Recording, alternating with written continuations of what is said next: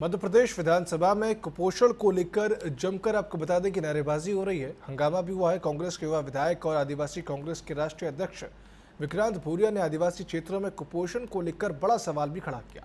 उनका कहना है कि कुपोषित आदिवासी बच्चों के लिए सरकार के पास 8 से 12 रुपए हैं, जबकि अधिकारी 19,000 रुपए के काजू किशमिश खा रहे हैं। तो ये आदिवासियों पर हो रही प्रताड़ना का जिक्र भी उन्होंने किया। उनकी जमीन छीने जाने को लेकर भी सरकार को आड़े हाथों लिया है और सदन में आवाज भी उठाई। भूरिया का कहना है कि आदिवासियों के हक और हित की बात वे हमेशा से करते आए हैं और आगे भी करेंगे। युवा कांग्रेस विधायक विक्रांत भूरिया से इसी विषय पर लेकर खास बातचीत की हमारे वरिष्ठ सहयोगी प्रिंस गुप्ता ने। आइए आपको सुनाते उन्होंने क्या कुछ कहा।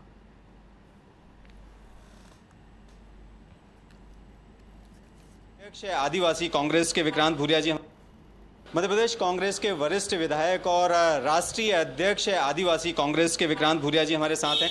आपने बड़े सवाल खड़े किए हैं, खासतौर से आदिवासियों को लेकर कुपोषण की बात आपने की है कि अधिकारियों के जो काजू किशमिश है उस पर 19,000 खर्च किए जाते हैं और आदिवासियों के बच्चों पर 8 से 12 रुपये खर्च किए जाते हैं। आखिर ये सवाल आपने खड़ा किया तो क्या वजह? देखिए, ये बहुत बड़ी विडंबना है कि सबसे बड़ी चुनौती मध्य प्रदेश में आज है कुपोषण की। और कुपोषण ऐसी बड़ी बीमारी हो गई है जिससे बच्चों की पूरी जीवन खराब हो रहा है, क्योंकि कमज़ोर रहते हैं, बीमारियां लगती हैं और पूरा जीवन पैसे भरते भरते इलाज में चला जाता है, गरीबों का, आदिवासियों का। और जब ये सवाल कराया गया कि आप इलाज में कितना पैसा या फिर उनके लिए क्या पोषण आहार कर रहे हैं, तो ये जवाब सरकार की तरफ से आता है कि हर कुपोषित बच्चे के लिए वो लोग 8 रुपये से 12 रुपये का पोषण आहार दे रहे हैं हर दिन का। आप मुझे बताइए, 8 से 12 रुपये प्रतिदिन में क्या आएगा? आप 70 रुपये लीटर तो आपका दूध रहता है, आप केले भी नहीं ले सकते, ना पौष्टिक उनको आहार दे सकते हैं, तो कुपोषण जाएगा कैसे?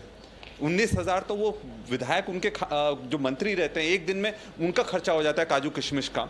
यहाँ तक कि जो गायों के बछड़ों को जो 40 रुपये मिलते हैं एक दिन के, और जो इंसान के बच्चे हैं उनको 8 से 12 रुपये मिलते हैं।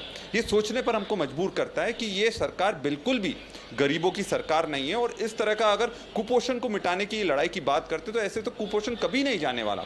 आदिवासियों को मतलब ये देखने की बात है, जब सरकारें नहीं होती थी तब भी आदिवासी पौष्टिक आहार लेते थे, क्योंकि जंगलों से वो चीज़ें उनको मिल जाती थी। आज जंगल भी उनसे छीन गए, रोजगार भी उनसे छीन गया, और अब पोषण आहार भी छीनने का काम ये सरकार कर रही है। सरकार आभा योजना ला रही है, उसको लेकर भी आपने काफ़ी सवाल खड़े किए, क्योंकि हित और हक की बात सरकार कर रही है, लेकिन कांग्रेस हमेशा और आप खास तौर से हमेशा कहते हैं कि आदिवासियों का दमन हो रहा है, शोषण हो रहा है और उनके हक की बात कहीं नहीं हो रही। आखिर ऐसा क्यों? सरकार तो काम कर रही है, काम कर रही तो कुपोषण क्यों नहीं जा रहा? अगर काम कर रही तो आदिवासियों पर मध्य प्रदेश में अत्याचार क्यों नहीं कम हो रहे? अगर काम कर रही है तो जो शिशु मृत्यु दर है वो मध्य प्रदेश में सबसे ज़्यादा क्यों है? अगर काम कर रही है तो सबसे ज़्यादा बलात्कार मध्य प्रदेश में क्यों हो रहे हैं?